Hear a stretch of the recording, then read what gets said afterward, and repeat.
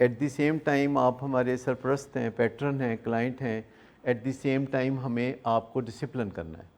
کتنا مشکل کام ہے. آپ ڈسپلن کرتے ہیں سبارڈینیٹ کو، جبکہ آپ ہمارے سبارڈینیٹ نہیں ہیں. مطلب اپنے سبارڈینیٹ کو ڈسپلن کرنا، اپنے بچے کو ڈسپلن کرنا بہت آسان ہے. اپنے ملازم کو ڈسپلن کرنا بہت آسان ہے. اپنے باس کو ڈسپلن کرنا، یعنی آپ ہمارے دل کو کبھی آپ دیکھیں کہ ہم آپ کو ایٹ دی سیم ٹائم باس بھی سمجھتے ہیں اور ایٹ دی سیم ٹائم ہم نے آپ کو ڈسپلن بھی کرنا ہوتا ہے. یہ بڑا مشکل کام ہے. اس مشکل کام کو آپ ہمارے لیے آسان بنا سکتے ہیں. آپ کو اگر انٹرونشن ڈیٹا پیش ہوا ہے تو اس کا 1% بھی مطلب یہ نہیں تھا کہ آپ کو تکلیف ہو جائے. تکلیف اگرچہ ہوئی. دیکھیں ڈاکٹر آپریشن کرتا ہے تو اگلے دن صبح مریض بستر پہ لیٹا ہوتا ہے، ہائے ہائے کر رہا ہوتا ہے، تو ڈاکٹر جا کے اس کو سب سے پہلے کہتا ہے آئی ایم سوری آپ تکلیف میں ہیں، میں نے کل آپ کو آپریشن کیا تھا، آئی ایم سوری پر یہ کرنا تھا. آپ کے جسم میں ایک ناسور تھا، پتا خراب تھا وہ نکالنا تھا، اپینڈکس خراب تھی وہ نکالنی تھی، تو یہ کرنا پڑا. اور یہ ماں باپ نہیں کر سکتے، پتا نکالنا یا اپینڈکس نکالنا یا اسٹینٹ ڈالنا، یہ ماں باپ نہیں کر سکتے. کر بھی سکتے ہو تو نہیں کر سکتے. یعنی اگر سرجن بھی ہو تو نہیں کرے گا. کوئی سرجن اپنے بیٹے کا آپریشن نہیں کر سکتا، اپنے بھائی کا آپریشن نہیں کر سکتا کوئی بھی، کیونکہ وہ جذبات کا معاملہ ہوتا ہے. تو بات تو بڑی سمپل ہے کہ اگر آپ کے پیرنٹس یہاں آنے سے پہلے ہی انیبلنگ چھوڑ دیں اور پرووکنگ چھوڑ دیں، اسرٹیونیس کی طرف آ جائیں، حق سچ کی بات آپ کے ساتھ کریں، حق سچ کا رویہ آپ کے ساتھ کریں، تو دسو تہاڈا کی بنے. آپ کو پتہ ہے کہ اگر آپ کے ماں باپ حق سچ کی بات کریں اور حق سچ کا انصاف کا رویہ آپ کے ساتھ کر دیں تو کیا ہوگا؟ کتنی دیر لگے گی آپ کو راہ راست پہ آتے ہوئے؟ پیرنٹس کو یہ سیکھنا ہی پڑے گا، کیونکہ پیرنٹس کے پاس کوئی اور چوائس نہیں ہے سوائے اس کے کہ وہ آپ کی جان بچائیں. میرے خیال میں اور کوئی چوائس ہے ہی نہیں. پیرنٹس کے پاس اور کوئی چوائس نہیں ہے. جب آپ بولنا شروع ہو جاتے ہیں تو آپ کا اتحاد بڑا ہونے لگتا ہے ساری فیملی کا. جب آپ سب 2+2=4 کی بات کرتے ہیں تو اتحاد ہو سکتا ہے. دیکھو پیشنٹ بلائنڈ تو نہیں ہے نا، پیشنٹ کو نظر آتا ہے کہ فیملی میرے اگینسٹ ہے کہ نہیں ہے. دیکھو میں آپ کو بتاؤں کہ پیشنٹ تو کبھی ہمیں بھی غلط نہیں سمجھتا، نہیں سمجھتا. یہ جو آپ نے نا بولا سمجھتا تھا، اس کا ہم انتظار کر لیتے ہیں. یہ ہم انتظار کر لیتے ہیں کیونکہ ہمیں پتہ ہوتا ہے کہ جو پیشنٹ 2020 میں آیا ہے وہ 2022 میں ہمیں صحیح سمجھے گا. تو 2 سال کا تو فرق ہم نے رکھا ہوا ہے. یہاں بھی آج بھی ایک پیشنٹ کوئی ہے، میرا نہیں پتہ مجھے کون ہے، جو کوئی پیشنٹ ہے جو پرانا پیشنٹ جس نے آج گروپ اٹینڈ کرنا. جی آپ ہیں، تو آج آپ شوق سے آئے ہیں اٹینڈ کرنے، اور بڑے سالوں کے بعد. اچھا آپ بھی تو جب آپ ہمارے پاس تھیں تو آپ آگ نکالتی تھی نا منہ سے، بہت زیادہ آگ نکالتی تھی.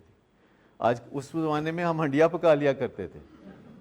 لیکن میں آپ کو بتاؤں کہ وقت چینج ہوتے ہوئے پتہ نہیں چلتا. یہ عطائے عزیز بڑی باتیں کرتا، ایڈیاں گلاں کردا سی، میں حیران ہونا سا کہ یہ گلاں کتھوں سیکھ رہا ہے.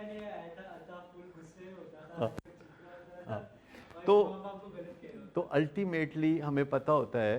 اچھا ویسے اس وقت بھی، اس وقت بھی جیسے ابھی آپ ہیں یا باقی سب بیٹھے ہوئے ہیں، تو ان کے 2 قسم کے خیالات ہوتے ہیں. یہ ہمیں برا سمجھتے ہیں، یہ ہمیں اچھا سمجھتے ہیں. یہ ایمبیولنس کہلاتی ہے. ایمبیولنس کہ پہلے ہمیں برا سمجھتے ہوئے کہندے تھے ٹھیک نہیں. یہ کہیں نہ کہیں ہر ایک کے اندر سے بولتا ہے بٹیرا، کہ اس کو ذہن میں پہلے خیال آتا ہے کہ یہ جو سگریٹ نہیں دے رہے تو ہے تو بڑی زیادتی ہے، تو بڑا ظلم ہے، تو بالکل غلط ہے. لیکن پھر وہ کہتے ہیں کہ نہیں ٹھیک کہتے ہیں. اور میری توقع سے زیادہ تیزی کے ساتھ پیشنٹ جو ہے وہ 2+2=4 کو سمجھنا شروع کر دیتا ہے. اور فیملی میں آپ کو بتاؤں کہ جب لوگ آتے ہیں ہمارے پاس، کچھ سمجھ رہے ہوتے ہیں 2+2=4 ہوتا ہے، کچھ سمجھتے ہیں 2+2=3 ہوتا ہے، کچھ 5 سمجھتے ہیں، کچھ 7 سمجھتے ہیں، کچھ 6 سمجھتے ہیں. اور پھر وقت گزرنے کے ساتھ ساتھ ساری فیملی 2+2=4 کے ارد گرد آنا شروع ہو جاتی ہے اور یہ مریض کی قسمت بدلنے کے دن آ جاتے ہیں۔ اس میں دیکھنے میں یہ آیا ہے کہ یہ پروفیشن مشکل ہے، کیونکہ جب کوئی آپ کو اچھا نہیں سمجھتا اور آپ کے منہ پہ کہہ رہا ہوتا ہے کہ میں آپ کو اچھا نہیں سمجھتا، تو اپنے دل کو قابو میں رکھنا پڑتا ہے۔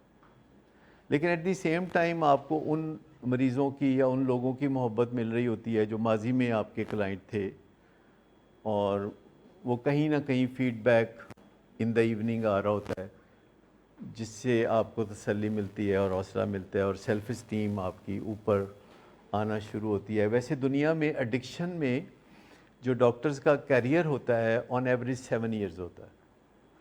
ہر کیریئر کی ایک لینگتھ ہوتی ہے، جیسے کرکٹر کا جو کیریئر ہے آن ایوریج 3 سال ہوتا ہے، ویسے کچھ لوگوں کا 10-10 12-12 سال اور کچھ لوگوں کا 6 مہینے، تو کرکٹر کا کیریئر جو ہے وہ بھی چھوٹا ہوتا ہے۔ اور ڈاکٹرز کا ویسے پروفیشن اوور آل جو کیریئر ہوتا ہے معاشرے میں سب سے لمبا ہوتا ہے۔ ڈاکٹر بننے کے بعد عام طور پر کوئی 40 سال تک کام کرتے ہیں، 40 سال تک۔ لیکن نشے کی بیماری میں جو ڈاکٹرز کا ایوریج کیریئر ہے یا سائیکالوجسٹ کا، وہ 7 ایئرز ہے، ہاتھ کھڑے کر کے چلے جاتے ہیں۔ نشے کے مرض میں یہ مسئلہ ہے، کئی دفعہ ماں باپ ہاتھ کھڑے کر دیتے ہیں۔ خیر آپ وہ ماں باپ نہیں ہیں، اس لیے آپ کو یہ بات سمجھ میں بھی نہیں آئے گی۔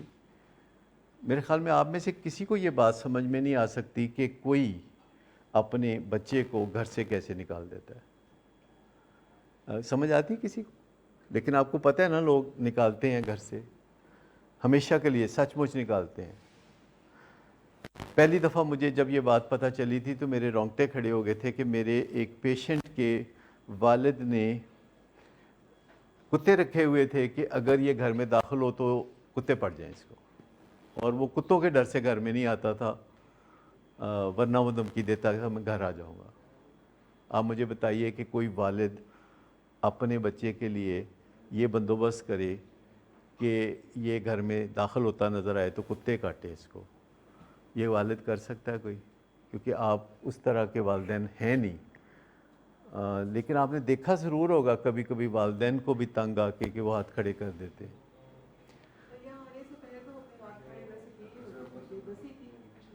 اچھا، ویسے میں آپ کو بتاؤں کہ کسی بھی موقع پہ الحمدللہ 42 سال میں میں نے کسی مریض کے بارے میں ہاتھ کھڑے نہیں کیے۔ میں نے ہمیشہ کہا کہ تھینک یو ویری مچ، بہت شکریہ۔ میں نے ہمیشہ کہا کہ نہیں، ایک دن آئے گا یہ ترقی کرے گا، یہ اس کے رنگ روپ میں فرق آئے گا، اس کے ذہن میں فرق آئے گا، اور ایسا ہمیشہ ہوتا ہے، کیونکہ مجھے پتہ ہوتا ہے کہ کوئی ایسا مریض نہیں ہوتا جو کہ اپنی تنہائیوں میں اپنی نشے کی بیماری کو لے کر روتا نہیں ہے۔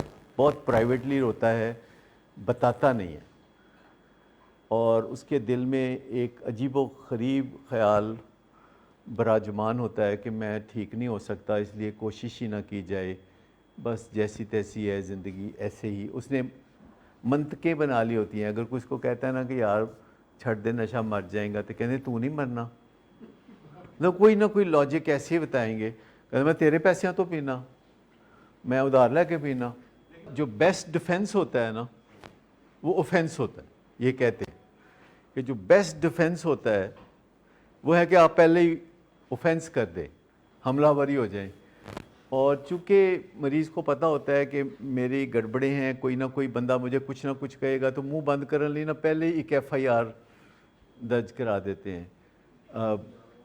ہمارے پاس بھی آتے ہیں تو FIR لکھنی شروع کر دیتے ہیں، پہلے دن ہی FIR۔ اور اس چیز کو اگر آپ ایڈریس بھی کر دیں تو ان کے پاس ایک اور بات ہے، اگر آپ اس کو ایڈریس کر دیں تو اس کے پاس ایک اور بات بھی ہے۔ مجھے یاد ہے ایک کراچی سے پیشنٹ آیا تھا جو خود سے آیا تھا، بڑے شوق سے آیا تھا، کسی اور پیشنٹ کے بارے میں سن کے۔ تب کراچی میں ولنگ ویز نہیں ہوتا تھا، تو وہ آیا تو آ کے تو دوسرے دن کہتا ہے کہ جی میں تو جانا ہے، میں نے کہا کہ کیوں, تم تو بڑے شوق سے آئے تھے.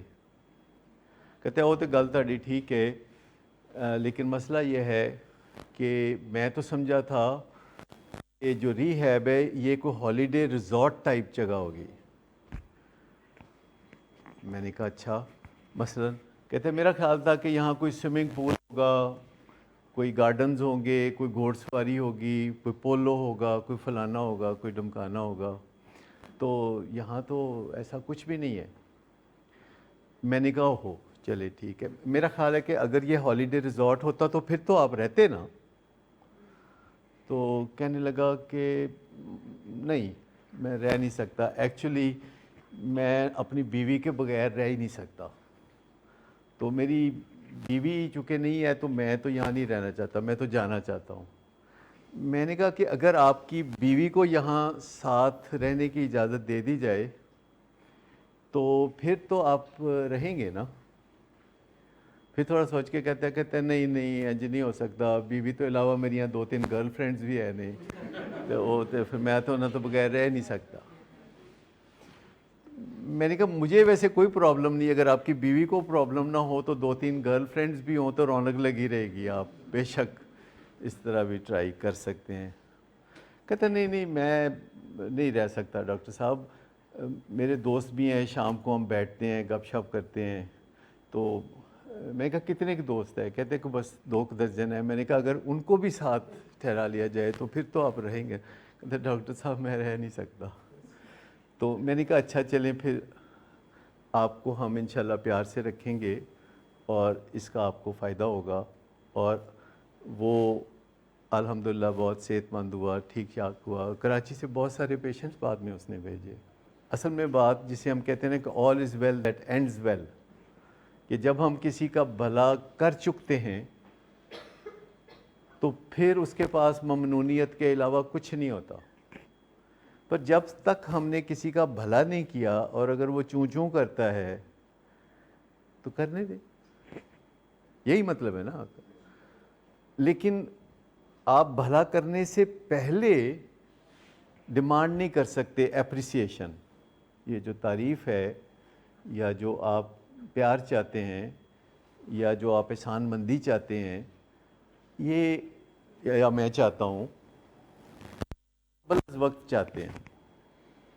اس کے لیے تھوڑا صبر کیا جا سکتا ہے کہ جب آپ صبر کر کے at the end of the tunnel پہنچ جائیں اور روشنی نظر آنے لگے تو پھر اگلا بندہ کیا کرے گا. اس کے علاوہ ہمارے پاس ایک ہی آپشن ہے, there is only one option left اپنے مریضوں کے ساتھ, کہ کیا ہم ان کا بھلا کر پائے کہ نہیں, کر پائے کہ نہیں, کر پائے کہ نہیں. روز صبح اٹھ کے سوچیں کہ بھلا کرنا ہے اور روز شام کو سوچیں کہ بھلا کر پائے کہ نہیں کر پائے, اور ایمانداری سے مان جائیں کہ نہیں کر پائے تو کل کریں گے.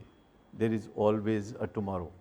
الحمدللہ کہ یہ اس کا بڑا کرم ہے کہ اس پروفیشن میں ڈالا. میں آپ کو بتاؤں کہ سارے پروفیشن اچھے ہوتے ہیں, ہر کام چنگا ہے, ہر کام چنگا ہے, لیکن یہ کام جس میں اللہ نے ڈالا اس کا کرم تو ہم جتنا بھی کہیں وہ کبھی بھی اس کا شکر ادا نہیں ہو سکتا. ویسے تو ہر پروفیشن بہترین ہے, کام کرنا.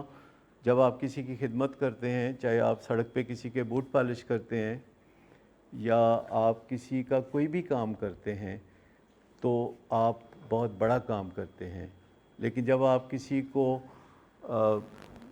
نشے جیسی بیماری سے نجات دلانے میں کوئی رول کرتے ہیں تو اس کا جو ڈویڈنڈ ہے, یعنی جو اس کا منافع ہے, وہ چاروں طرف پھیلتا ہے, وہ معاشرے کی طرف بھی جاتا ہے. تھینک یو ویری مچ جی, بہت شکریہ.